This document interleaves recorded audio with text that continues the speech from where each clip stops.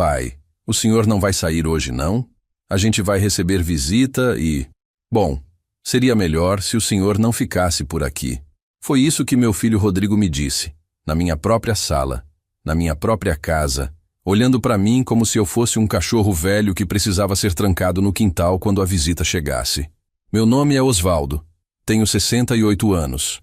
Trabalhei 40 anos como mecânico, construí essa casa tijolo por tijolo, criei 2 filhos praticamente sozinho depois que minha esposa morreu, e agora eu estava sendo expulso da minha própria sala porque eu atrapalhava, porque minha presença incomodava, porque eu era um peso, um estorvo, um velho inconveniente que atrapalha a vida dos outros. Antes de continuar essa história, eu gostaria de agradecer ao canal Café com Vovô pela oportunidade de contar o que aconteceu comigo. E peço a você que está me ouvindo agora, se inscreve no canal, deixa um comentário dizendo de qual cidade você está nos assistindo e fica até o final, porque o que eu vivi, talvez você também esteja vivendo em silêncio. Todos os dias tem uma história nova aqui. E essa é a minha. Eu olhei para o Rodrigo naquele momento e não disse nada. Só balancei a cabeça e fui para o meu quarto. Fechei a porta devagar, sentei na cama e fiquei olhando para as minhas mãos. Mãos que construíram aquela casa. Mãos que consertaram milhares de carros para sustentar aquela família. Mãos que seguraram meus filhos quando eram bebês, que enxugaram suas lágrimas quando eram crianças, que deram tudo o que eles precisaram a vida inteira. E agora essas mesmas mãos tremiam, não de velhice, mas de revolta. Fazia 4 anos que o Rodrigo morava ali. 4 anos que ele, a mulher dele, Karina, e os 2 filhos tinham se mudado para minha casa. E 3 anos atrás, o Fábio tinha feito a mesma coisa. Chegou com a Priscila e o bebê, o Yuri, dizendo que estavam passando por dificuldades. Eu não tive coragem de dizer não. Eram meus filhos. Eu tinha espaço. Eu tinha aquela casa grande com 3 quartos. Por que não ajudar? Por que não acolher? Mas naquele dia, quando o Rodrigo me pediu para eu sumir da minha própria sala, alguma coisa dentro de mim rachou. Não foi tristeza. Foi raiva. Uma raiva que eu vinha engolindo fazia tempo, mas que naquele momento subiu pela garganta e não deu mais para segurar. Eu fiquei trancado no meu quarto o resto da tarde. Ouvi a casa encher de gente. Ouvi risada, música, conversa alta. Ouvi meus netos brincando. Ouvi as vozes das noras fingindo simpatia com as visitas. E eu ali, escondido no meu próprio canto, como se eu não existisse. Como se eu fosse um móvel velho que ninguém quer mais, mas que ainda não teve coragem de jogar fora. Quando anoiteceu e todo mundo foi embora, eu saí do quarto. A casa estava uma bagunça. Copo sujo espalhado, resto de comida na mesa, o chão da sala todo pisoteado. E ninguém limpou nada. O Rodrigo e a Karina foram para o quarto deles. O Fábio e a Priscila também. As crianças foram dormir. E a sujeira ficou lá, esperando que eu, o velho inútil, limpasse no dia seguinte. Eu não limpei. Fui para o quintal. Sentei na cadeira de plástico velha que fica embaixo da goiabeira e acendi um cigarro. Eu tinha parado de fumar fazia 10 anos, mas naquela noite eu precisava de alguma coisa. Precisava sentir alguma coisa. Fiquei ali fumando devagar, olhando para as estrelas, e me perguntando como é que eu tinha chegado naquele ponto. Minha esposa, a Dalva, morreu fazia 9 anos. AVC fulminante. Ela estava cozinhando, sentiu uma tontura, caiu no chão e em 15 minutos já tinha ido. Nem deu tempo de me despedir. Nem deu tempo de dizer que eu amava ela. Ela foi e me deixou sozinho nessa casa enorme que a gente tinha construído juntos. Nos primeiros anos depois que ela morreu, eu fiquei perdido. Não sabia o que fazer comigo. Acordava cedo, fazia café, sentava na mesa, e só aí lembrava que não tinha mais ninguém para dividir aquele momento. O silêncio da casa me sufocava. Eu trabalhava o dia inteiro na oficina só para não ter que voltar para casa vazia. E quando voltava, eu ligava a televisão no volume alto só para fingir que tinha alguém ali comigo. Foi por isso que eu aceitei quando o Rodrigo pediu para morar aqui. Não foi só porque ele era meu filho e estava precisando. Foi porque eu estava precisando também. Eu precisava de companhia. Precisava de vida dentro dessa casa de novo. Precisava sentir que eu ainda servia para alguma coisa. Mas eu não sabia que ia virar isso. Não sabia que eles iam me tratar como se eu fosse um peso. como se eu fosse um favor que eles estavam fazendo, como se eu devesse agradecer por eles morarem na minha casa, comerem da minha comida, usarem da minha luz, da minha água, de tudo que era meu. Apaguei o cigarro com o pé e voltei para dentro. A casa estava escura. Todo mundo tinha ido dormir. Passei pela sala bagunçada, pela cozinha cheia de louça suja e fui para o meu quarto. Deitei na cama, mas não consegui fechar o olho. Fiquei pensando na frase do Rodrigo. Seria melhor se o senhor não ficasse por aqui, como se eu fosse um intruso, como se eu não tivesse o direito de estar na minha própria casa. E o pior de tudo é que ele disse aquilo com a maior naturalidade, como se fosse normal, como se fosse óbvio. E talvez fosse mesmo. Talvez, para os olhos deles, eu já não fosse mais nada. Só um velho aposentado que ainda está vivo, mas que já devia ter tido a decência de sumir. Levantei da cama no meio da madrugada. Acendi a luz do abajur, peguei meu celular e comecei a digitar no Google. Como vender casa rápido. Não sei bem o que eu estava pensando. Não sei se eu estava planejando alguma coisa ou se era só raiva. Mas alguma coisa dentro de mim tinha mudado naquela noite. Alguma coisa tinha acordado. Li alguns artigos. Vi que tinha imobiliária que comprava casa à vista, sem burocracia. Vi que dava para vender em menos de um mês se o preço fosse bom. Fiquei ali lendo até o sol nascer. E quando a claridade começou a entrar pela janela, eu desliguei o celular, deitei de novo e fechei os olhos. Mas antes de dormir, uma coisa ficou clara na minha cabeça. Se eles achavam que eu era um estorvo, então eu ia provar que eles estavam certos. Eu ia sair dali, ia sumir, ia desaparecer. Mas não do jeito que eles esperavam. Foi num domingo de julho, 4 anos atrás, que o Rodrigo apareceu aqui em casa. Ele veio sozinho, sem a Karina, sem as crianças. Isso já era estranho, porque ele sempre vinha com a família inteira. Mas naquele dia, ele veio sozinho.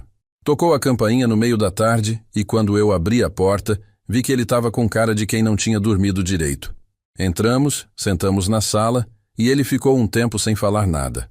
Só ficava mexendo no celular, nervoso, olhando para o chão. Até que eu perguntei, filho, aconteceu alguma coisa? E foi aí que ele soltou. Disse que o aluguel do apartamento onde ele morava tinha aumentado demais. Disse que a Karina tinha parado de trabalhar porque estava grávida da segunda filha. Disse que ele sozinho não estava conseguindo pagar as contas.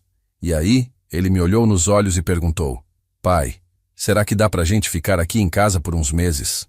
Só até a gente se organizar financeiramente. Eu fiquei em silêncio. Não porque eu estava pensando em dizer não, mas porque aquela pergunta me pegou de surpresa. Fazia 3 anos que a Dalva tinha morrido, e eu ainda estava aprendendo a viver sozinho. A casa estava arrumada do jeito que eu gostava. Silenciosa, organizada, previsível. Mas quando olhei para o rosto do meu filho, vi que ele estava realmente precisando. E pensei, ele é meu filho. Eu não posso virar as costas. Então eu disse, claro, filho, essa casa é sua também. Vocês podem ficar o tempo que precisarem. E ele deu um sorriso aliviado, levantou, me deu um abraço apertado e disse, obrigado, pai. A gente não vai atrapalhar, eu prometo. É só até a gente juntar uma grana e achar um lugar melhor. 2 semanas depois, eles se mudaram. Chegaram num caminhão de mudança cheio de coisa. Móvel, caixa, brinquedo das crianças. Ocuparam o quarto maior da casa, que antes era meu e da Dalva. Eu nem reclamei. Achei que era justo. Afinal, eles eram 4. Eu era só um. Peguei minhas coisas e me mudei para o quarto menor, que era onde o Rodrigo dormia quando era adolescente. No começo, foi até bom. A casa voltou a ter vida. O Enzo, que na época tinha 4 anos, corria pela casa inteira, brincava no quintal, me chamava de vovô. A Karina até me tratava bem. Me perguntava se eu queria café, se eu tinha almoçado, essas coisas. O Rodrigo ajudava com as contas. Ele pagava a luz, eu pagava a água. Dividia o mercado comigo. Parecia que ia dar certo. Mas aí a Isabela nasceu. E tudo mudou. Com o bebê em casa, a rotina virou um caos. Choro de madrugada, fralda suja, mamadeira, leite derramado. A Karina ficou irritada, cansada, estressada. E começou a descontar em mim. Reclamava de tudo.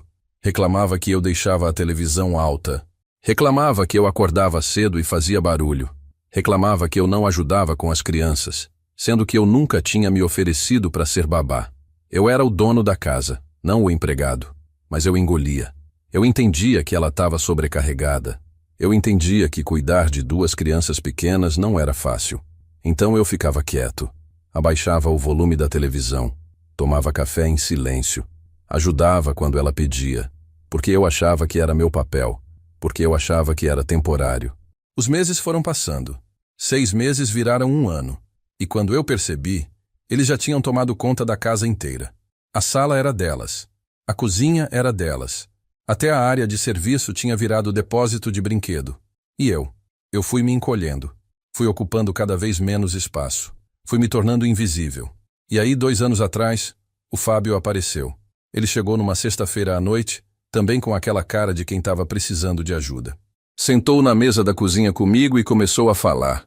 Disse que estava sem trabalho fixo, que estava fazendo uns bicos como motorista de aplicativo, mas que não estava dando para pagar o aluguel. Disse que a Priscila estava com o bebê pequeno, o Yuri, e que eles tinham acabado de ser despejados. Despejados. Meu filho tinha sido despejado. E eu, como pai, como é que eu ia dizer não? Falei para ele que podia ficar. Falei que tinha o quarto dos fundos vazio, que eles podiam usar. Falei que a gente se ajeitava. E ele também me agradeceu. Também me abraçou, também prometeu que era temporário. Quando a Priscila se mudou, a Karina não gostou. Ela reclamou com o Rodrigo. Disse que a casa ia ficar pequena demais. Disse que ela não tinha privacidade. Disse que não tinha casado para morar com a família inteira debaixo do mesmo teto. Mas o Rodrigo não podia falar nada. Afinal, ele também estava morando de favor. Então ela engoliu. Mas engoliu com raiva. E foi aí que a coisa começou a desandar de vez. As 2 noras começaram a brigar entre elas. Brigar por espaço na geladeira. Brigar por vez no banheiro. Brigar por causa de barulho. E no meio de tudo isso, eu era o culpado. Porque se eu não tivesse deixado o Fábio vir, nada disso teria acontecido. Pelo menos era isso que a Karina dizia. Eu comecei a me sentir um estranho. Eu tinha que pedir licença para entrar na minha própria cozinha. Tinha que pedir desculpa se eu esbarrava em alguém no corredor. Tinha que abaixar a cabeça e engolir desaforo porque eu não queria causar confusão. Os meses foram passando. O Rodrigo continuou morando ali, mesmo já tendo voltado a ganhar bem. O Fábio também não saiu, mesmo já tendo conseguido uns trabalhos melhores. E eu fui ficando cada vez menor, cada vez mais apagado, cada vez mais invisível dentro da minha própria casa. Teve um dia que eu precisei ir no banheiro de madrugada. Saí do quarto, atravessei o corredor, e quando abri a porta do banheiro, a Priscila estava lá dentro. Ela gritou comigo. Disse que eu não tinha batido na porta. Disse que eu era um sem noção, sendo que a porta estava destrancada, sendo que a luz estava apagada, sendo que eu não tinha como saber que tinha alguém lá dentro. Pedi desculpa mesmo assim. Voltei para o quarto. Segurei a vontade de ir no banheiro até ela sair. E quando finalmente fui, eu tranquei a porta e fiquei olhando para o espelho. Olhei para mim mesmo, para esse homem de 68 anos que estava ali, humilhado, envergonhado, pedindo desculpa por existir, e me perguntei, como foi que eu deixei chegar nesse ponto? Voltei para o quarto, deitei na cama, olhei para o teto e pensei em tudo que eu tinha construído. Pensei na oficina que eu abri com 25 anos. Pensei nos carros que eu consertei. Pensei nas madrugadas que eu passei em claro porque tinha serviço acumulado. Pensei no dinheiro que eu juntei, centavo por centavo, para comprar esse terreno. Pensei nos fins de semana que eu passei levantando parede, assentando tijolo, rebocando. Pensei na Dalva ao meu lado, me ajudando, me incentivando, acreditando que a gente ia conseguir. E agora? Agora eu estava ali, sozinho, sendo tratado como nada, sendo humilhado na minha própria casa, sendo expulso da minha própria sala quando eles tinham visita. Fechei os olhos e comecei a pensar. Comecei a pensar em como seria se eu simplesmente desaparecesse. A primeira vez que a Karina gritou comigo foi numa terça-feira de manhã. Eu estava na cozinha fazendo meu café, do jeito que eu sempre fiz. Café passado na hora, forte, do jeito que eu gosto. Ela entrou na cozinha de camisola com cara de sono e começou a reclamar. Disse que o cheiro de café forte dava ânsia nela. Disse que eu devia fazer café mais fraco. Disse que aquela era a cozinha dela também e que eu tinha que respeitar. Eu olhei para ela sem entender. Aquela era a minha casa. Eu fazia meu café daquele jeito fazia 50 anos. E agora eu tinha que mudar porque ela não gostava do cheiro?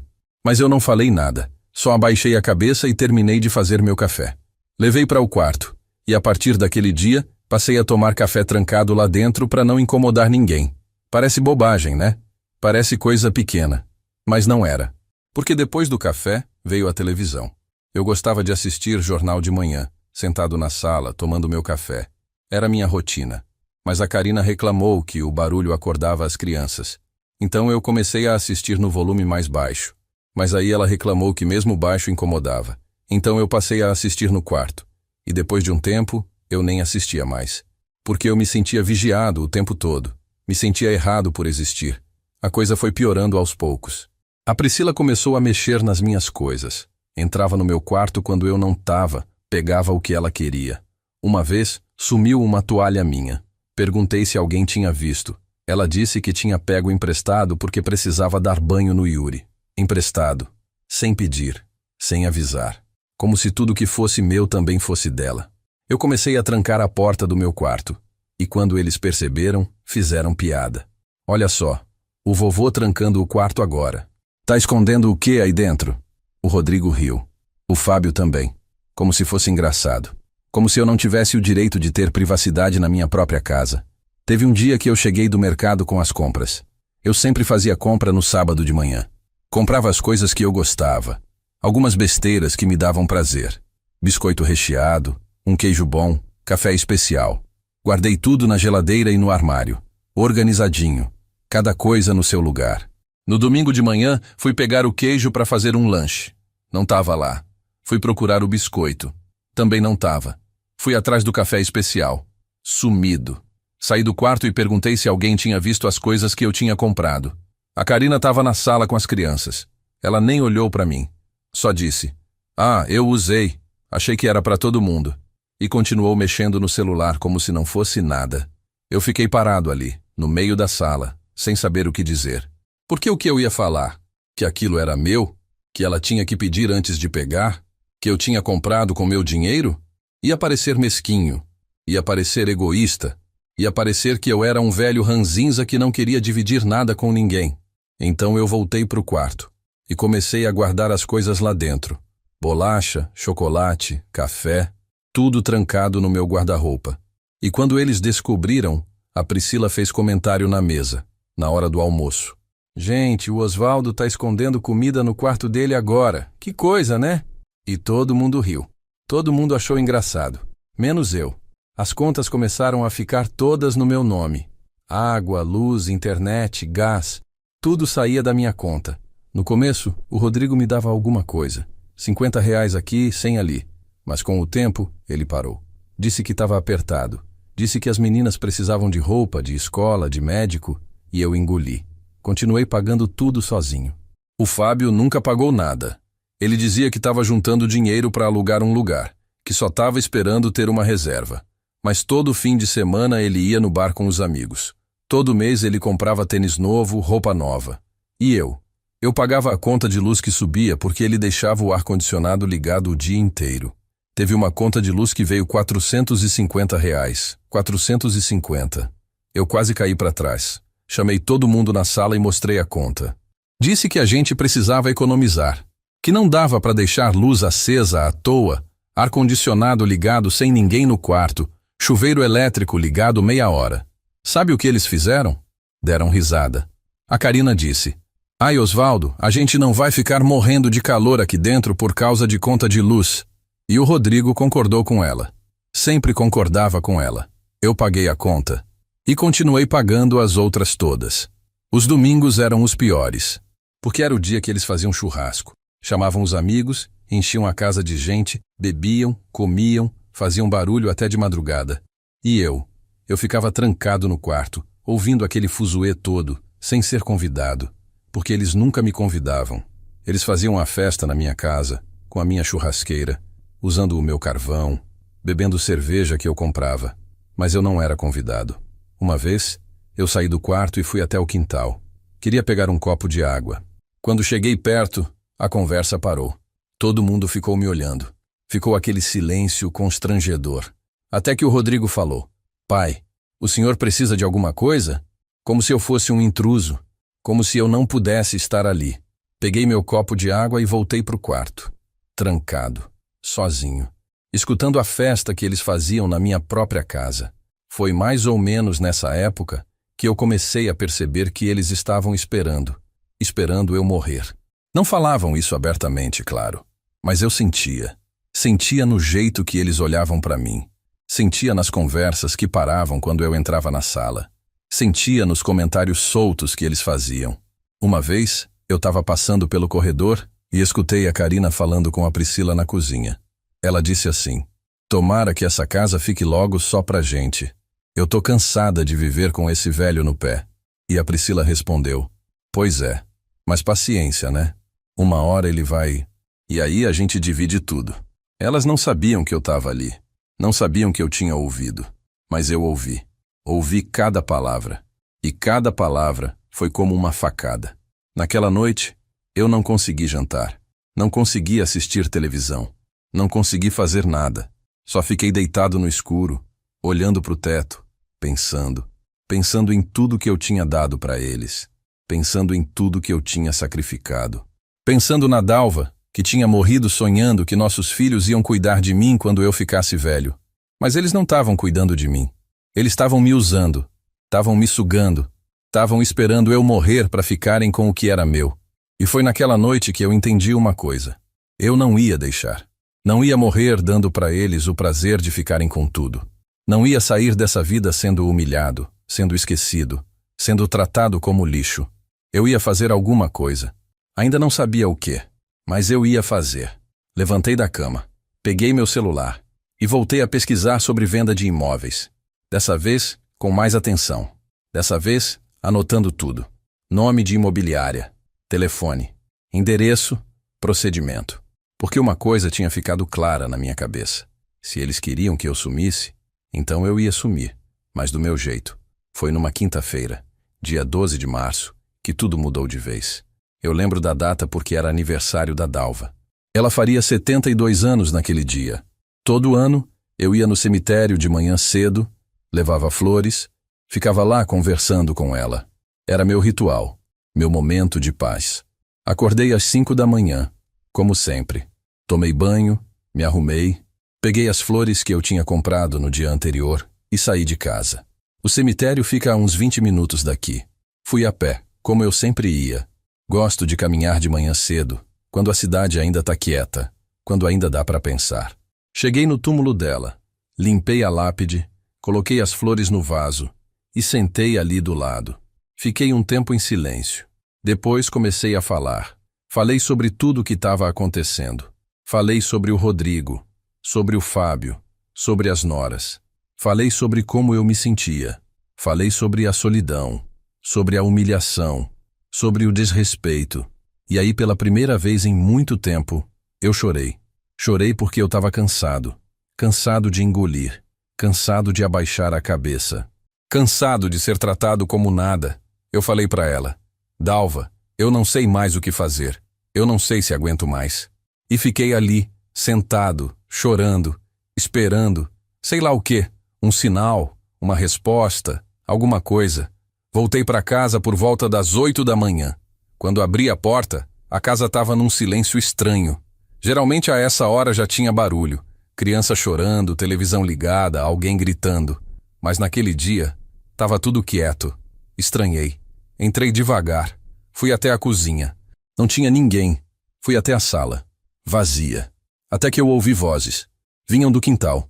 Vozes baixas, como se estivessem cochichando. Me aproximei da janela e olhei. Estavam todos lá. O Rodrigo, a Karina, o Fábio, a Priscila, sentados na mesa de plástico conversando. Sério, coisa importante. Abri a porta da cozinha que dá para o quintal e saí. Quando eles me viram, a conversa parou na hora. Ficaram me olhando com uma cara esquisita. Eu perguntei: "Aconteceu alguma coisa?" O Rodrigo trocou um olhar com o Fábio. Depois olhou para mim e disse: "Pai, senta aqui. A gente precisa conversar." Meu coração apertou. Pensei que tinha acontecido alguma coisa ruim. Sentei. Fiquei esperando.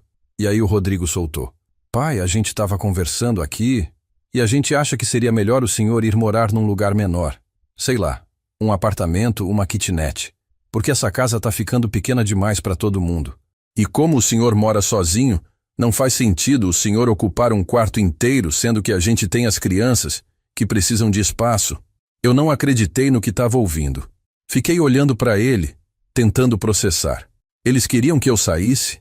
Que eu saísse da minha casa? Para eles poderem ficar? Antes que eu pudesse falar alguma coisa, a Karina emendou. Osvaldo, não leva pro lado ruim, mas a gente tem família grande. A gente precisa de espaço. E o senhor sozinho, num apartamento pequenininho, ia ficar até melhor. Menos trabalho para limpar, menos conta para pagar. A gente até ajuda a procurar um lugar legal. Eu senti o sangue subir. Senti a raiva tomar conta de mim.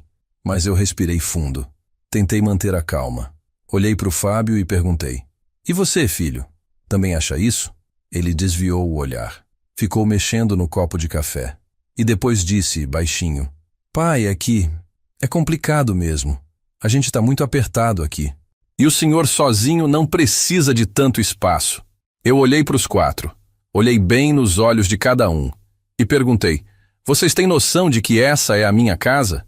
Que eu construí ela com minhas próprias mãos? Que eu paguei cada tijolo, cada telha, cada prego? Vocês têm noção disso? O Rodrigo suspirou, impaciente, e disse, pai, a gente sabe, mas a gente também é família. A gente também tem direito. E convenhamos, o senhor já é idoso, já está aposentado, não precisa de uma casa desse tamanho. Faz mais sentido a gente ficar aqui, que tem as crianças, que tem vida pela frente. Faz mais sentido. Eles achavam que fazia mais sentido eles ficarem com a minha casa. A casa que eu passei 15 anos construindo. A casa que eu e a Dalva sonhamos juntos. A casa onde eu criei meus filhos. Onde eu vivi minha vida inteira. E agora, porque eu era velho, porque eu estava sozinho, eu tinha que sair. Eu tinha que abrir mão de tudo para eles poderem ter espaço. Levantei da cadeira, devagar. Olhei para cada um deles e disse com a voz mais calma que eu consegui. Entendi. Muito obrigado pela sugestão. Vou pensar no assunto. E voltei para dentro. Fui direto para o meu quarto. Tranquei a porta. Sentei na cama. E respirei. Respirei fundo, tentando não explodir. Tentando não gritar. Tentando não fazer alguma besteira. Fiquei ali, sentado, olhando para as minhas mãos. Mãos de quase 70 anos. Mãos cheias de calo, de cicatriz, de história. Mãos que trabalharam a vida inteira. Mãos que construíram tudo o que eles queriam tomar de mim. E foi naquele momento que eu tomei a decisão. Não ia pensar mais. Não ia adiar mais. Não ia engolir mais. Ia agir. Peguei meu celular. Procurei o número da imobiliária que eu tinha anotado. E liguei. Uma moça atendeu. Eu disse que queria vender minha casa. Ela perguntou se era urgente. Eu disse que sim. Ela marcou uma visita para o dia seguinte, na parte da manhã. Desliguei o telefone. Deitei na cama. E pela primeira vez em muito tempo, eu sorri. Porque eu tinha um plano. E eles não faziam ideia do que estava por vir. No dia seguinte, sexta-feira, eu acordei cedo. Tomei café, me arrumei e esperei. A moça da imobiliária chegou às 9 em ponto. Toquei a campainha. Eu desci e atendi. Ela se apresentou. Cristiane, corretora.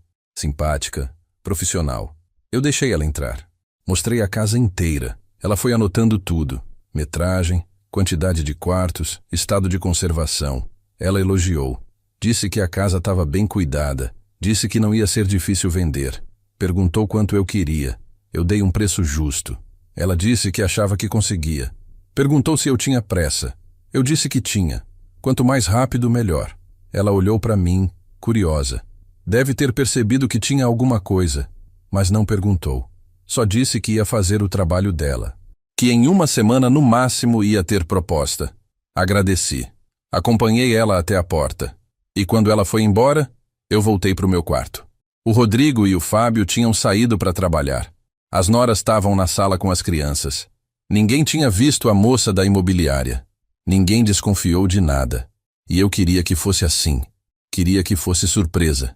Queria que eles sentissem o mesmo que eu senti quando me pediram para sair da minha própria casa. A semana passou. Cada dia mais tenso. Eles não tocaram mais no assunto, mas eu sentia o clima. Sentia que eles estavam esperando eu tomar uma decisão. esperando eu dizer que ia embora. Mas eu não disse nada. Só fingi que estava tudo normal. Na quarta-feira seguinte, a Cristiane me ligou. Disse que tinha uma proposta. Um valor bom. À vista. Sem financiamento, sem complicação. O comprador queria fechar logo. Eu disse: aceito. Pode preparar os papéis. Ela ficou surpresa. Perguntou se eu não queria pensar mais um pouco. Eu disse: não. Eu já pensei. Pode fechar. Marquei de assinar tudo na sexta-feira, no cartório. 2 dias para me preparar. 2 dias para arrumar minhas coisas. 2 dias para planejar minha saída. E eu planejei tudo nos mínimos detalhes. Separei o que eu ia levar. Roupas, documentos, algumas fotos. O resto eu deixava. Móvel, eletrodoméstico, tudo. Que eles ficassem com a matéria. Porque o que eu estava levando era minha dignidade. Na quinta à noite, eu sentei na cama e escrevi um bilhete. Curto, direto, sem rodeio. Só dizia: a casa foi vendida. Vocês têm 30 dias para sair. Não tentem me procurar. Dobrei o papel. Guardei no bolso. E esperei o dia seguinte chegar. Sexta-feira, 7 da manhã. Acordei antes do despertador tocar. Nem consegui dormir direito a noite inteira. Fiquei revirando na cama, pensando em tudo, ensaiando mentalmente cada passo do que eu ia fazer. Quando o sol começou a clarear pela janela, eu levantei. Tomei banho demorado. Me barbeei. Passei a colônia que a Dalva gostava. Vesti a camisa social azul, a calça de alfaiataria que eu guardava para ocasiões especiais. Olhei no espelho e me reconheci.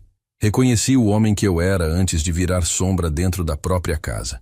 Peguei a pasta com meus documentos. RG, CPF, comprovante de residência, escritura da casa. Tudo organizado, tudo certo. Coloquei dentro da mochila velha que eu usava quando ia viajar. Junto com a pasta, coloquei 2 mudas de roupa, produtos de higiene, o porta-retratos com a foto da Dalva e minha carteira. Era tudo o que eu precisava. O resto não importava mais. A casa ainda estava em silêncio. Todo mundo dormindo. Saí do quarto, fechei a porta sem fazer barulho e fui até a cozinha. Peguei uma caneta. Peguei o bilhete que eu tinha escrito na noite anterior. Li de novo, só para ter certeza. A casa foi vendida. Vocês têm 30 dias para sair. Não tentem me procurar. Coloquei o bilhete em cima da mesa, bem no meio, onde ninguém ia deixar de ver. E saí pela porta da frente. Eram 7h30 da manhã. A rua ainda estava quieta. Só alguns vizinhos saindo para trabalhar. Ninguém me viu. Ninguém perguntou nada. Caminhei até o ponto de ônibus e peguei o primeiro que passou. Desci no centro da cidade. O cartório ficava a 3 quadras dali. Cheguei 15 minutos antes do horário marcado. A Cristiane já estava esperando na porta. Ela me cumprimentou com um sorriso. Disse que o comprador já tinha chegado também. Entramos. O cartório ainda estava vazio. Fomos direto para uma salinha nos fundos. Lá dentro tinha um homem de terno. Devia ter uns 50 anos. Cabelo grisalho, óculos de grau. Ele se levantou e apertou minha mão. Se apresentou como Marcelo. Disse que tinha visto a casa e que tinha gostado muito. Disse que era exatamente o que ele procurava. Eu só balancei a cabeça. Não queria conversa. Só queria assinar logo e acabar com aquilo. A tabeliã chegou logo depois. Uma senhora de idade, séria, profissional. Ela conferiu os documentos, conferiu a escritura, conferiu tudo. Explicou os termos do contrato, leu as cláusulas. Perguntou se eu tinha alguma dúvida. Eu disse que não. Ela empurrou os papéis na minha direção e entregou a caneta. Eu peguei a caneta, olhei para o papel. E por um segundo, só um segundo, eu hesitei. Pensei em tudo que aquela casa representava. Pensei nos domingos de almoço em família. Pensei nas risadas das crianças. Pensei na Dalva cozinhando, cantarolando enquanto mexia a panela. Pensei em tudo que a gente construiu ali. Mas aí eu lembrei. Lembrei da frase do Rodrigo me mandando sair da sala quando tinha visita. Lembrei das noras cochichando na cozinha, esperando eu morrer para ficarem com tudo. Lembrei do dia que eles sentaram comigo no quintal e me pediram para sair da minha própria casa. E a hesitação passou. Assinei. Assinei cada página. Assinei cada rubrica. E quando terminei, eu entreguei a caneta de volta e respirei fundo. Tava feito. O comprador assinou também. Depois a Cristiane. Depois a tabeliã. E pronto. A casa não era mais minha. Em questão de minutos, 50 anos de história tinham mudado de dono. O Marcelo me entregou um envelope. Disse que o dinheiro já estava depositado na minha conta, conforme combinado. Eu agradeci. Ele apertou minha mão de novo e saiu. Fiquei ali parado, segurando o envelope, ainda tentando processar o que tinha acabado de acontecer. A Cristiane se aproximou e perguntou se eu estava bem. Eu disse que sim. Ela percebeu que tinha alguma coisa. Deve ter visto no meu rosto que aquilo não era uma venda comum. Mas ela não insistiu. Só me desejou boa sorte e foi embora. Saí do cartório. O sol estava forte. 12:00 já. As ruas cheias de gente. Barulho de carro, de buzina, de conversa. Eu caminhei sem rumo por alguns minutos. Só caminhei, tentando sentir, tentando entender o que eu estava sentindo. Não era arrependimento, não era tristeza. Era alívio, um alívio imenso, como se eu tivesse carregado um peso nas costas durante anos e finalmente tivesse conseguido largar. Eu tinha feito, tinha realmente feito, tinha vendido a casa, tinha me libertado. E eles não faziam a menor ideia. Entrei num bar, pedi uma cerveja, sentei num canto e fiquei ali, sozinho, tomando devagar, pensando em tudo, pensando no que eles iam sentir quando descobrissem, pensando na cara de choque, na raiva, no desespero. E eu confesso, senti um prazer estranho pensando nisso. Um prazer amargo, mas verdadeiro. Terminei a cerveja. Paguei. Saí. Fui até a rodoviária. Comprei uma passagem para Ribeirão Preto, para a cidade onde eu nasci, onde eu cresci, onde ainda tinha alguns amigos de infância, algumas memórias boas.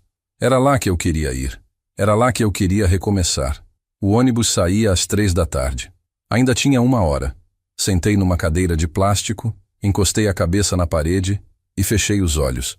E pela primeira vez em muito tempo, eu me senti em paz. Enquanto isso, em casa, eles deviam estar começando a acordar. Deviam estar estranhando eu não estar por lá. Deviam estar procurando por mim. E em algum momento alguém ia entrar na cozinha. Ia ver o bilhete em cima da mesa. Ia ler. E o inferno ia começar. Eu quase conseguia imaginar a cena.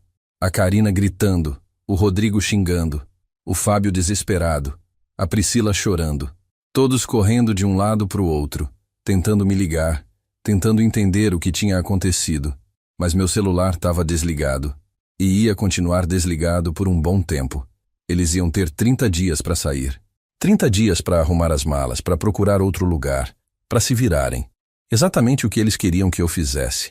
A diferença é que eu tinha escolhido fazer isso. E eles iam ser obrigados. Chamaram meu ônibus. Levantei. Peguei minha mochila. E caminhei até a plataforma. Subi no ônibus. Procurei meu assento. Janela. Guardei a mochila no bagageiro de cima e sentei. O ônibus começou a encher. Gente entrando, acomodando sacola, falando ao telefone. Eu só olhava pela janela. O motorista ligou o motor. O ônibus começou a se movimentar. E aos poucos, a rodoviária foi ficando para trás. São José dos Campos foi ficando para trás. A casa que eu construí foi ficando para trás. A vida que eu tinha foi ficando para trás. E eu estava indo embora, sem olhar para trás, sem me despedir, sem deixar rastro, como um fantasma que simplesmente desaparece. E sabe de uma coisa? Pela primeira vez em anos, eu me senti livre, livre de verdade. Encostei a cabeça na janela.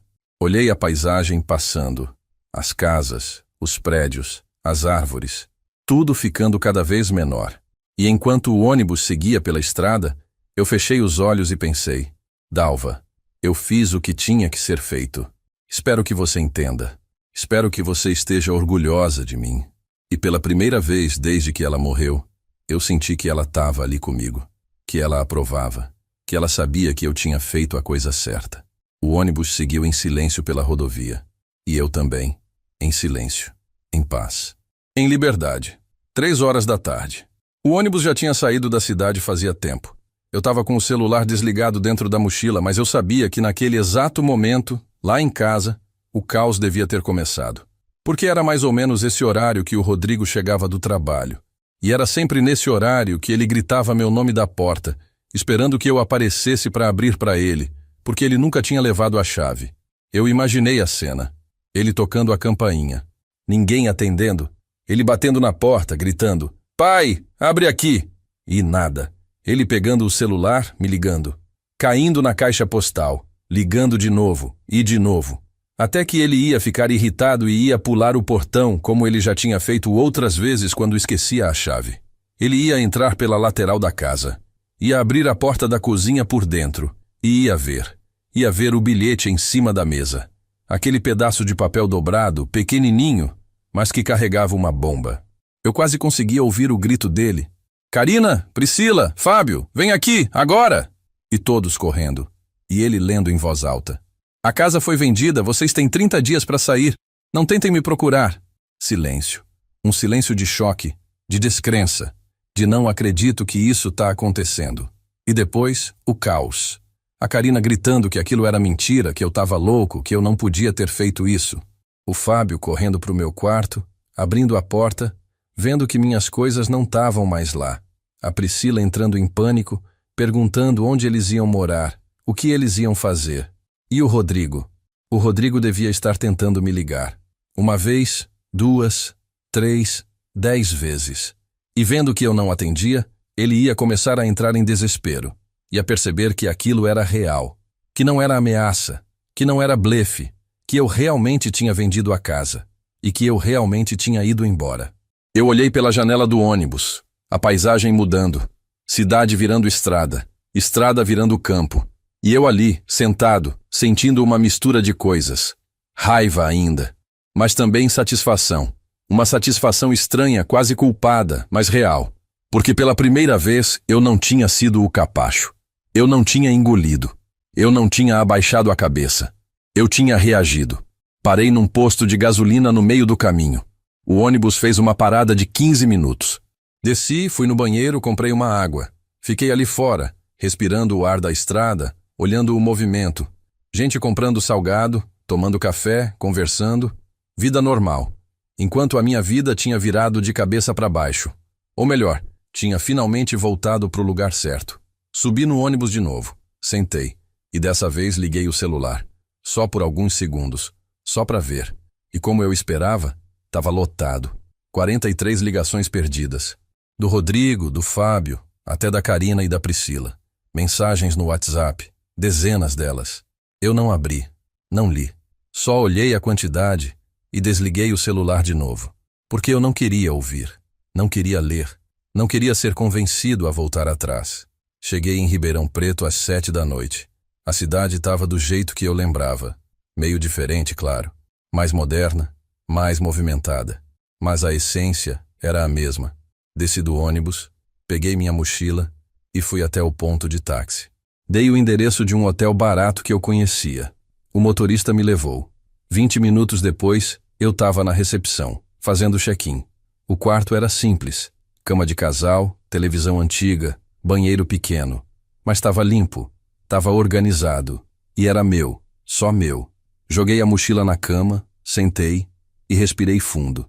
Estava feito. Eu tinha conseguido, tinha saído, tinha me livrado. E agora eu precisava pensar no que fazer daqui para frente. Mas naquela noite, eu não queria pensar. Só queria descansar. Tomei banho, coloquei uma roupa limpa, deitei na cama e dormi. Dormi sem pesadelo, sem acordar no meio da noite, sem ouvir barulho de criança, de televisão alta, de gente brigando. Só silêncio e paz. No dia seguinte, sábado, acordei tarde. Devia ser umas 10 da manhã. A luz do sol entrava forte pela janela. Levantei, tomei café na padaria do hotel e fui caminhar pela cidade. Passei pelos lugares que eu conhecia. A praça onde eu brincava quando era criança. A escola onde eu estudei. A igreja onde eu fiz primeira comunhão. Tudo ainda estava lá. Tudo ainda existia. E de alguma forma, isso me confortou. Fui até o bairro onde eu morava quando era jovem. A casa ainda estava de pé. Outra família morando agora, claro. Mas a estrutura era a mesma. Fiquei ali parado na calçada, olhando. Lembrando. Lembrando do meu pai batendo ferro na oficina improvisada no quintal. Lembrando da minha mãe costurando na máquina velha. Lembrando de como a gente era pobre, mas feliz. Porque a gente tinha respeito. Tinha dignidade. Tinha amor. E foi pensando nisso que eu entendi uma coisa. Eu não tinha perdido nada. Eu não tinha sido derrotado. Eu tinha sido traído. Mas eu não tinha me entregado. Eu tinha lutado. Do meu jeito, mas tinha lutado. E agora eu estava ali, de pé, respirando, vivo e livre. Voltei para o hotel no fim da tarde. Subi para o quarto, sentei na cama. E pela primeira vez desde que tinha saído de casa, eu liguei o celular de novo. E deixei ligado. As mensagens começaram a entrar. Uma atrás da outra. Bip, bip, bip. Eu olhei a tela. Rodrigo, Fábio, Karina, Priscila. Todos desesperados. Pai, pelo amor de Deus, atende o telefone. Osvaldo, isso é loucura. Você não pode ter feito isso. Pai, onde o senhor tá? A gente precisa conversar. Você não pode fazer isso com a gente. A gente é sua família. Pai, por favor, volta. A gente resolve isso. Eu li todas. Uma por uma. E sabe o que eu senti? Nada. Absolutamente nada. Porque todas aquelas mensagens não eram sobre mim. Eram sobre eles. Sobre o desespero deles. Sobre o medo deles de perderem o que achavam que era deles por direito. Nenhuma mensagem perguntando se eu estava bem. Nenhuma mensagem pedindo desculpa. Nenhuma mensagem reconhecendo o que eles tinham feito comigo. Desliguei o celular de novo. E tomei outra decisão. Ia trocar de número. Ia sumir de vez.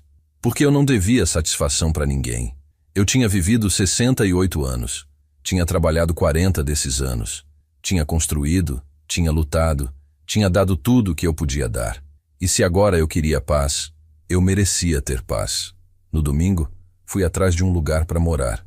Um apartamento pequeno, de um quarto, mobiliado. Encontrei um num bairro tranquilo. Aluguel barato. O dono nem pediu fiador, porque eu paguei 3 meses adiantado. Assinei o contrato. Peguei a chave. E me mudei no mesmo dia. Era um espaço pequeno, mas era meu. Não tinha ninguém gritando. Não tinha ninguém me mandando sair da sala. Não tinha ninguém roubando minha comida. Não tinha ninguém me usando. E pela primeira vez em anos, eu me senti em casa. Comprei o básico. Roupas, comida, alguns produtos de limpeza. Organizei tudo. Coloquei a foto da Dalva em cima da mesinha de cabeceira. E sentei no sofá. Liguei a televisão. E assisti ao que eu quis. No volume que eu quis. Sem ninguém para reclamar.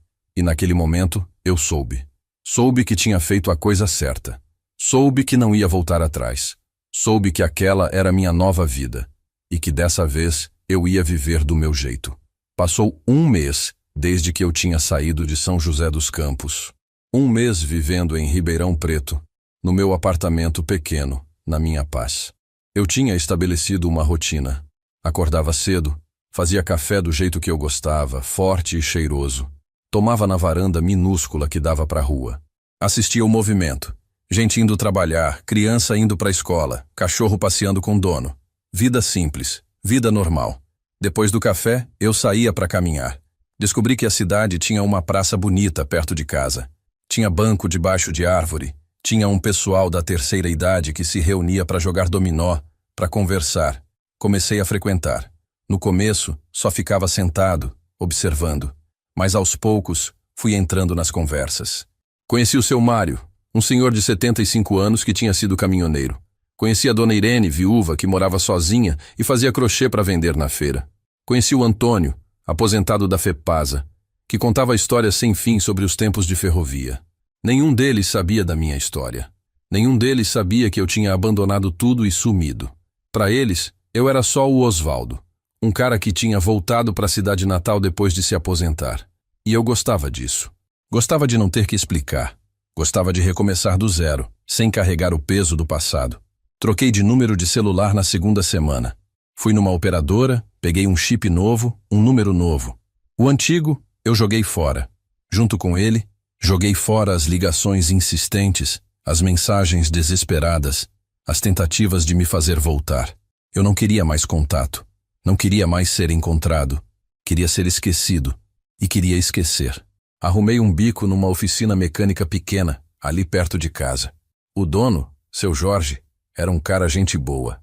Ele precisava de alguém com experiência para ajudar nos serviços mais pesados. Eu me ofereci. Ele me contratou na hora. Não era um trabalho fixo, era por dia trabalhado. Mas me dava uma graninha extra e, mais importante, me dava algo para fazer. Porque ficar parado o dia inteiro era pior. Era ficar pensando. E pensar demais não fazia bem. Comecei a dormir melhor. Comecei a comer melhor. Comecei a viver melhor. Minha pressão, que vivia alta, normalizou. A dor nas costas que eu sentia todo dia diminuiu. Até meu humor melhorou. Eu ria mais, conversava mais, me sentia mais leve, como se eu tivesse tirado uma armadura pesada que eu carregava fazia anos. Mas eu não vou mentir. Teve noites que eu deitei na cama e pensei neles. Pensei nos meus filhos, pensei nos meus netos, pensei em como as coisas podiam ter sido diferentes. Pensei em como seria se eles tivessem me respeitado, se eles tivessem me valorizado, se eles tivessem me tratado como eu merecia. E teve noites que eu me perguntei se eu tinha sido radical demais, se eu devia ter dado outra chance, se eu devia ter conversado antes de fazer o que fiz. Mas aí eu lembrava da frase do Rodrigo me mandando sair da sala, lembrava das noras rindo de mim, lembrava do dia que eles sentaram comigo no quintal e me pediram para sair da minha própria casa. E a dúvida passava, porque eu sabia, lá no fundo, que eu não tinha feito nada de errado. Eu só tinha me defendido. Eu só tinha recuperado minha dignidade. 2 meses depois, eu estava sentado na praça jogando dominó com o seu Mário quando um pensamento me veio. E se eles tivessem tentado me procurar? E se tivessem ido atrás de mim? E se tivessem feito boletim de ocorrência, aquelas coisas? Fiquei meio preocupado. Não porque eu queria ser encontrado, mas porque eu não queria problema.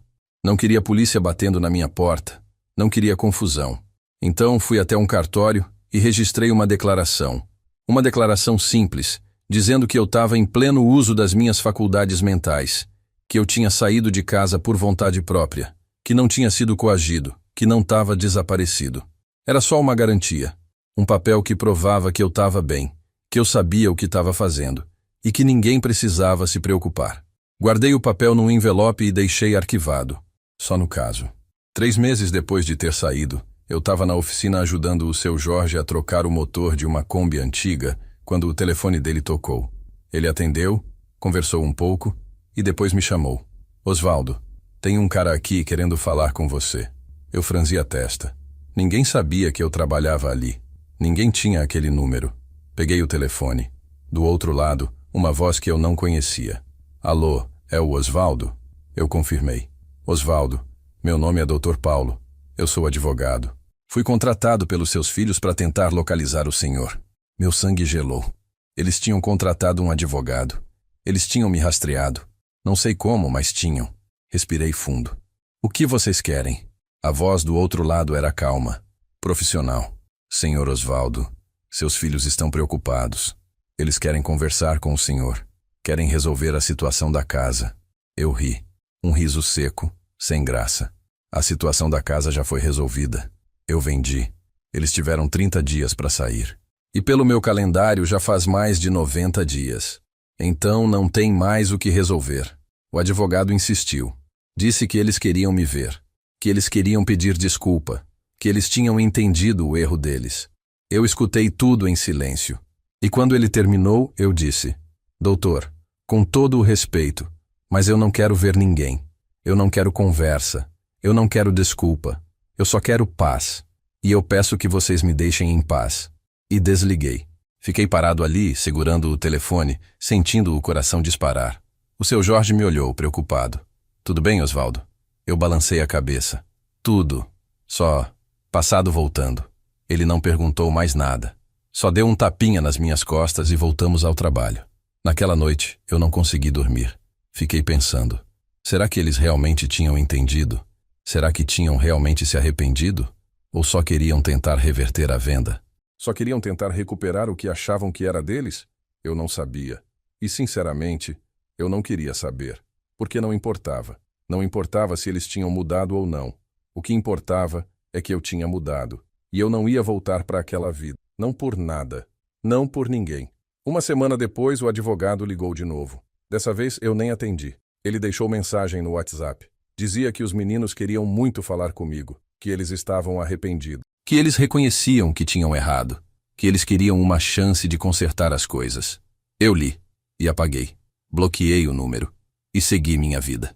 Porque eu tinha aprendido uma coisa nesses meses todos vivendo sozinho. Arrependimento só vale quando vem antes da consequência. Quando vem depois, não é arrependimento. É só medo de perder. E eu não devia nada para quem só me procurou quando perdeu o que queria. Continuei minha rotina. A oficina de manhã, a praça de tarde, o apartamento de noite. Simples, tranquilo, sem drama, sem cobrança, sem peso. E cada dia que passava, eu tinha mais certeza. Eu tinha feito a coisa certa. Eu tinha me salvado. Eu tinha escolhido a mim mesmo. E não tinha nada de errado nisso. À noite, antes de dormir, eu olhava para a foto da Dalva na mesinha de cabeceira e conversava com ela. Contava como tinha sido o dia. Contava o que eu tinha feito, o que eu tinha sentido. E eu sabia, eu sentia, que ela aprovava, que ela entendia, que ela estava orgulhosa de mim, porque ela sempre dizia: Osvaldo, você é um homem bom, mas não deixa ninguém pisar em você. Bondade não é fraqueza. E ela estava certa. Bondade não era fraqueza. E eu tinha sido bom demais por tempo demais. Mas não ia mais ser. Não para quem não merecia. Não para quem não valorizava. Não para quem só lembrava de mim quando precisava de alguma coisa. Eu tinha uma nova vida agora. E essa vida era minha. Só minha.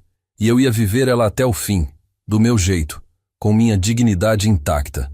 6 meses depois de ter saído de São José dos Campos, eu estava vivendo minha vida em paz. Até que numa terça-feira de tarde, eu estava voltando da oficina para casa quando vi um carro parado na frente do meu prédio. Um carro que eu conhecia. O Corsa Prata do Rodrigo. Meu coração afundou. Eles tinham me encontrado. De verdade dessa vez. Pensei em dar a volta. Pensei em não entrar. Mas aí eu me toquei. Aquele era meu prédio. Minha casa. Meu espaço. Eu não ia fugir. Não ia me esconder. Se eles tinham vindo até aqui, então que viessem. Mas eu não ia facilitar nada. Quando me aproximei do portão, a porta do carro se abriu. E o Rodrigo saiu. Ele estava diferente. Mais magro. Com olheira. Barba por fazer. Parecia que tinha envelhecido 10 anos nesses 6 meses. Ele me viu e ficou parado, como se não soubesse o que fazer.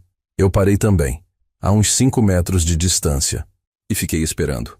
Pai, a voz dele saiu baixa, quase um sussurro. Eu não respondi, só fiquei olhando. Ele engoliu seco e continuou. Pai, eu precisava te ver. Precisava conversar com o senhor. Eu cruzei os braços. Sobre o quê? A pergunta saiu fria, seca. Ele balançou a cabeça como se estivesse tentando organizar os pensamentos. Sobre tudo, pai. Sobre o que a gente fez. Sobre como a gente te tratou. Eu ri. Um riso curto, amargo. Agora vocês querem falar sobre isso? Agora que perderam a casa. Agora que tiveram que sair. Agora que ficaram sem nada. Ele abaixou a cabeça. Eu sei que a gente errou, pai. Eu sei que a gente foi injusto. Mas... Eu interrompi. Mas nada, Rodrigo. Vocês não erraram. Vocês me humilharam. Me desrespeitaram. Me trataram como lixo. Na minha própria casa. Na casa que eu construí com minhas próprias mãos. Ele tentou falar, mas eu não deixei. Porque eu tinha guardado aquilo dentro de mim durante tempo demais. E agora que ele estava ali na minha frente, eu ia soltar tudo. Você lembra da vez que você me mandou sair da sala porque tinha visita? Lembra? Eu lembro. Lembro de cada palavra. Lembro da vergonha que eu senti.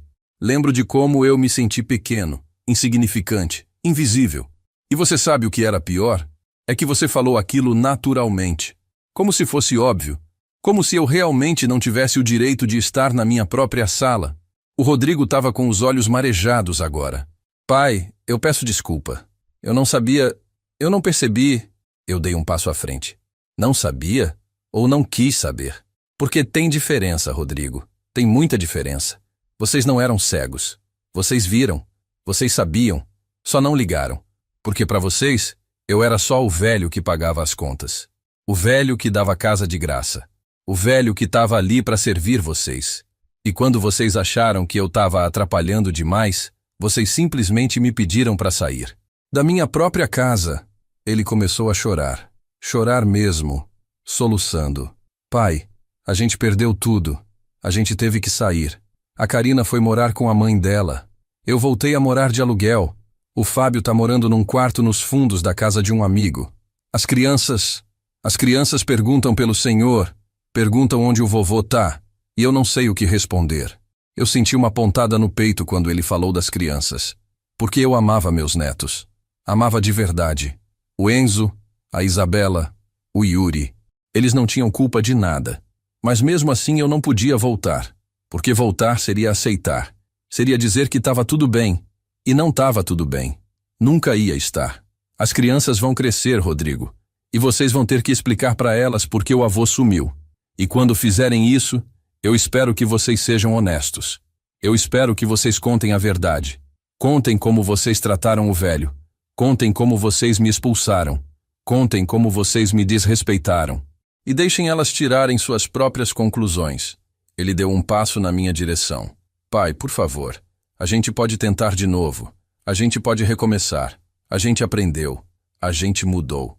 Eu balancei a cabeça. Não, Rodrigo. Vocês não mudaram. Vocês só perderam. E agora querem voltar porque estão precisando de novo. Mas eu não estou mais disponível. Eu não sou mais a bengala que vocês podem usar quando precisam e largar quando não serve mais. O Fábio apareceu de dentro do carro. Ele tinha ficado lá dentro o tempo todo, ouvindo. Ele desceu devagar, com a cabeça baixa. Pai, eu olhei para ele. O filho mais novo. O que sempre foi mais calado. O que sempre evitava conflito. Fábio. Ele se aproximou. Pai, eu também vim pedir desculpa. Eu fui covarde. Eu deixei as coisas acontecerem. Eu não te defendi. Eu não falei nada quando devia ter falado. Eu suspirei. Fábio, você foi covarde mesmo. Mas sabe o que dói mais? É que você sabia. Você via. E você não fazia nada. Você só ficava ali, quieto, deixando rolar. E de certa forma isso foi pior do que o desrespeito do seu irmão. Porque pelo menos o Rodrigo era direto. Você fingia que não via. Fábio começou a chorar também. Os dois filhos ali, na minha frente, chorando. E eu não senti pena. Não senti vontade de abraçar. Não senti vontade de perdoar. Só senti cansaço. Cansaço de tudo aquilo. Cansaço daquela conversa. Cansaço de ter que explicar o óbvio. Pai, o que a gente pode fazer? O Rodrigo perguntou desesperado. O que o senhor quer que a gente faça para consertar isso? Eu olhei nos olhos dele. Nada, Rodrigo. Vocês não podem fazer nada. Porque o que foi feito, e não tem volta. Vocês me perderam. E vão ter que viver com isso. Do mesmo jeito que eu tive que viver sendo humilhado dentro da minha própria casa. Peguei a chave do portão e abri. Passei por ele sem olhar. Subi as escadas. Abri a porta do meu apartamento. Entrei. E fechei. Não olhei para trás. Não acenei. Não dei esperança. Porque não tinha. Não para eles. Não mais. Fiquei encostado na porta, respirando fundo. Ouvi o barulho do carro ligando lá embaixo. Ouvi eles indo embora. E quando o silêncio voltou, eu me permiti sentir. Sentir a dor. Sentir a raiva. Sentir a tristeza. Porque por mais que eu tivesse feito a coisa certa, ainda doía. Ainda machucava. Ainda sangrava. Mas eu não ia voltar atrás. Não ia me arrepender. Porque eu sabia lá no fundo que se eu voltasse, ia ser tudo de novo. Ia ser o mesmo desrespeito. A mesma humilhação. A mesma invisibilidade. E eu não ia passar por isso de novo. Não por ninguém. Nem pelos meus próprios filhos. Sentei no sofá. Olhei para a foto da Dalva e falei para ela. Eu fiz o certo, né? Eu fiz o que tinha que ser feito. E eu juro mesmo que eu senti ela respondendo. Senti ela dizendo que sim, que eu tinha feito o certo, que ela estava orgulhosa de mim. E isso era o suficiente. 3 semanas depois do reencontro com meus filhos, chegou uma carta. Veio pelos correios, endereço certinho, meu nome na frente. Remetente, Rodrigo. Fiquei olhando para o envelope durante um bom tempo. Pensei em rasgar sem abrir. Pensei em jogar no lixo. Mas a curiosidade falou mais alto. Abri. Era uma carta manuscrita. Letra do Rodrigo, que eu reconheci na hora. 3 páginas.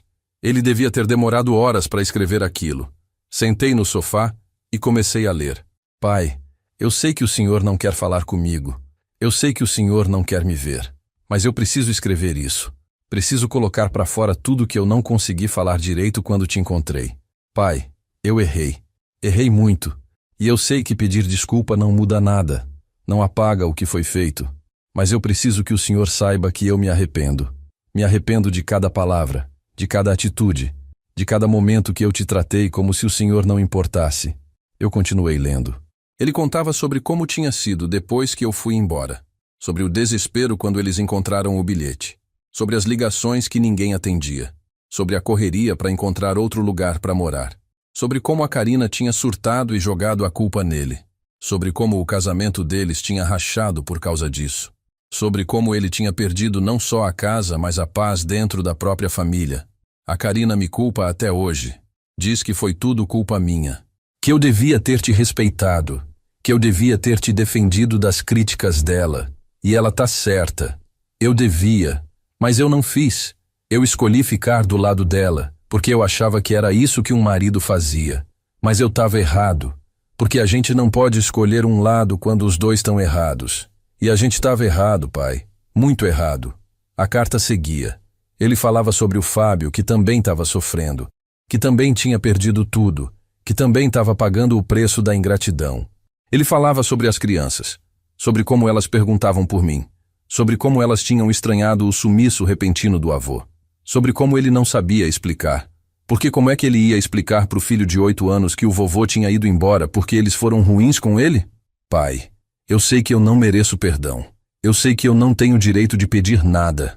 Mas eu queria que o senhor soubesse de uma coisa. Eu aprendi. Aprendi da pior forma possível. Aprendi perdendo. Mas eu aprendi. E se um dia muito distante talvez, o senhor quiser me dar uma chance, não de voltar a morar junto, não de desfazer o que foi feito, mas só de conversar, de tomar um café, de me ouvir dizer, olhando nos seus olhos, que eu sinto muito, eu vou estar aqui, esperando, porque o senhor é meu pai. E por mais que eu tenha sido um péssimo filho, eu ainda te amo. E vou amar até o fim. A carta acabava aí, assinada com Rodrigo e um rabisco. Dobrei as páginas devagar. Coloquei de volta no envelope. E fiquei ali sentado, segurando aquilo na mão, sentindo o peso daquelas palavras. Era sincero? Era real? Ou era só desespero?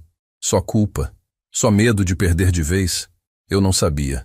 E talvez nunca fosse saber. Porque a intenção era uma coisa invisível, e eu não podia ler o coração dele.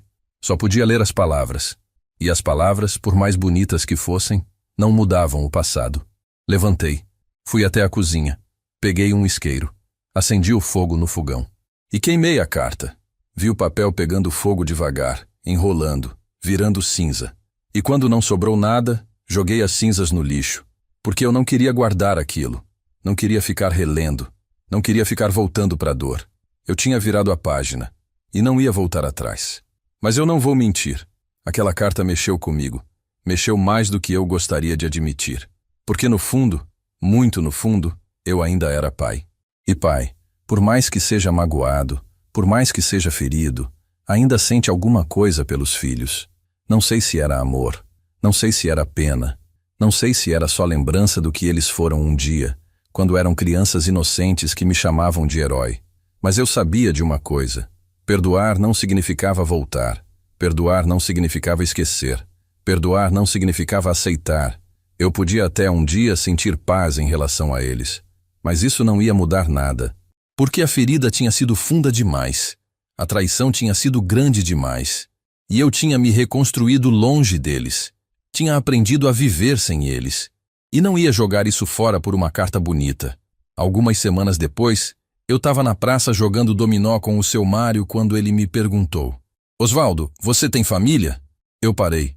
Pensei na resposta e disse: tive, mas perdi. Ele olhou para mim curioso. Perdeu como? Eu dei um sorriso triste. Do jeito que a gente perde tudo na vida, Mário. Aos poucos, sem perceber. Até que um dia você acorda e vê que não tem mais nada. Ele balançou a cabeça pensativo. A vida é dura às vezes. E voltamos ao jogo. Sem mais perguntas.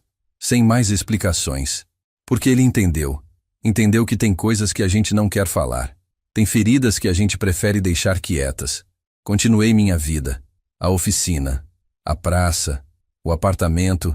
Minha rotina. Minha paz. E aos poucos a carta foi sumindo da minha cabeça. Aos poucos, o reencontro com meus filhos foi virando só mais uma memória. Uma memória ruim, mas distante. Até que um dia eu recebi uma ligação. Era do advogado de novo. Dessa vez, com uma notícia diferente. Senhor Osvaldo, seus filhos desistiram de tentar contato. Eles pediram para eu informar o senhor disso. Disseram que vão respeitar sua decisão, que vão deixar o senhor em paz. Mas que se um dia o senhor mudar de ideia, eles vão estar por aí, esperando. Eu agradeci a ligação, desliguei e senti alívio, um alívio enorme, porque era isso que eu queria. Paz, distância, respeito. Finalmente eles tinham entendido, tinham aceitado, e agora eu podia seguir minha vida sem medo de ser encontrado, sem medo de ser cobrado, sem medo de ser puxado de volta para um lugar que eu não pertencia mais.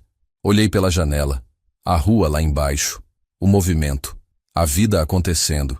E eu ali, no meu cantinho, vivendo do meu jeito. E estava bom, estava suficiente, estava certo, porque eu tinha aprendido uma lição valiosa nesses meses todos. A gente não precisa de muita coisa para ser feliz. A gente não precisa de casa grande, não precisa de família enorme, não precisa de reconhecimento. A gente só precisa de paz e de dignidade. E eu tinha as duas coisas agora, e não ia trocar isso por nada, por ninguém. 1 ano e meio se passou desde o dia que eu saí de São José dos Campos. 1 ano e meio vivendo em Ribeirão Preto, na minha paz, na minha liberdade. E posso dizer uma coisa com toda a certeza. Eu não me arrependo, nem um pouco, nem por um segundo. A vida continuou. Eu continuei trabalhando na oficina do seu Jorge. Continuei jogando dominó na praça com o seu Mário e a turma. Continuei morando no meu apartamento pequeno, que para mim era mais do que suficiente. Porque tamanho não é o que importa. O que importa é como você se sente dentro daquele espaço. E eu me sentia livre, me sentia respeitado, me sentia em casa. Teve um dia, faz uns 2 meses, que eu estava caminhando pela cidade quando vi uma cena. Um senhor idoso empurrando o carrinho de bebê, enquanto a filha dele gritava com ele por ter dado biscoito pro neto sem pedir permissão. O velho só abaixou a cabeça e pediu desculpa.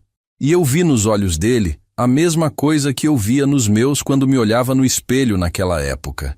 Vergonha, humilhação, invisibilidade. Me deu vontade de chegar nele e dizer: amigo, você não precisa viver assim. Você não precisa aceitar ser tratado desse jeito. Mas eu não disse nada, porque cada um tem sua jornada. Cada um tem que tomar sua própria decisão. Eu tomei a minha, e ela salvou minha vida. Porque eu tenho certeza, se eu tivesse ficado naquela casa, se eu tivesse continuado aceitando aquele desrespeito, eu teria morrido. Não fisicamente, talvez, mas por dentro. Teria morrido aos poucos, dia após dia, sendo sugado, sendo diminuído, sendo apagado, até virar nada, até virar só um corpo velho ocupando espaço. Mas eu não deixei. Eu reagi. E muita gente pode achar que eu fui radical, que eu fui duro, que eu fui cruel. Como é que um pai abandona os filhos desse jeito? Já ouvi isso. Ouvi de gente que não sabe da história toda. Ouvi de gente que acha que pai tem obrigação de aguentar tudo calado. Mas eu discordo. Pai não é saco de pancada. Pai não é escravo. Pai não é obrigado a aceitar desrespeito só porque é pai. A gente ensina os filhos a vida inteira sobre respeito, sobre gratidão, sobre dignidade. Mas quando eles crescem e esquecem tudo isso, quando eles viram as costas e te tratam como lixo, a gente tem o direito de ir embora. A gente tem o direito de se salvar. E foi isso que eu fiz. Eu me salvei, vendi a casa que era minha, peguei meu dinheiro e fui embora. Sem aviso, sem despedida, sem dar satisfação. Porque eu não devia satisfação para quem não me respeitava. Porque eu não devia explicação para quem não me valorizava. E sabe o que eu aprendi com tudo isso? Aprendi que a gente ensina as pessoas a como nos tratar. Quando a gente aceita desrespeito, a gente autoriza. Quando a gente abaixa a cabeça, a gente convida a pisada. Quando a gente se diminui, a gente dá permissão para sermos diminuídos. E eu fiz isso por tempo demais. Até que um dia, eu disse: chega. Hoje eu vivo com pouco. Meu apartamento é pequeno. Meu salário da oficina é modesto. Mas eu vivo com dignidade. Acordo todo dia e ninguém me manda sair da sala. Tomo meu café do jeito que eu gosto e ninguém reclama do cheiro. Assisto televisão no volume que eu quero e ninguém me manda abaixar. E sabe por quê? Porque esse é o meu espaço. E nesse espaço, eu sou respeitado. Nem que seja só por mim mesmo. Às vezes, de noite, antes de dormir, eu penso nos meus netos. No Enzo, na Isabela, no Yuri. Eles devem estar grandes agora. O Enzo deve ter uns 10 anos. A Isabela uns 7. O Yuri uns 5. Será que eles lembram de mim? Será que eles perguntam pelo vovô? Será que meus filhos contaram a verdade para eles? Ou inventaram alguma história? Não sei. E talvez nunca vou saber. E tudo bem, porque eu fiz o que tinha que ser feito. Não pelos netos, não pelos filhos. Por mim, porque eu merecia. Porque a Dalva teria querido que eu fizesse. Porque meu pai, lá de cima, teria aprovado. Tem gente que vai ouvir essa história e vai me julgar. Vai dizer que eu exagerei, que eu podia ter dado outra chance, que família é para sempre. E tá tudo bem, cada um tem sua opinião, mas quem viveu o que eu vivi, quem sentiu o que eu senti, quem foi humilhado do jeito que eu fui, esse sabe que às vezes ir embora não é desistir, é se salvar. E se eu pudesse dar um conselho para alguém que tá passando pelo que eu passei, eu diria: não espera morrer para ser respeitado. Não espera virar cinza para ser valorizado. Não espera o fim para reagir, porque a vida é curta demais para ser vivida de joelhos, e a dignidade não tem preço, não tem negociação. Ou você tem, ou você não tem. E quando você perde tudo. Eu recuperei a minha. E isso vale mais do que qualquer casa, vale mais do que qualquer família, vale mais do que qualquer coisa. Então sim, eu vendi minha casa sem avisar. Sim, eu fui embora sem despedida. Sim, eu deixei meus filhos sem olhar para trás.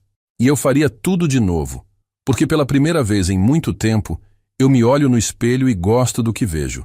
Vejo um homem de pé, um homem que não abaixou a cabeça, um homem que lutou pela própria dignidade. E venceu. Eu sou Osvaldo.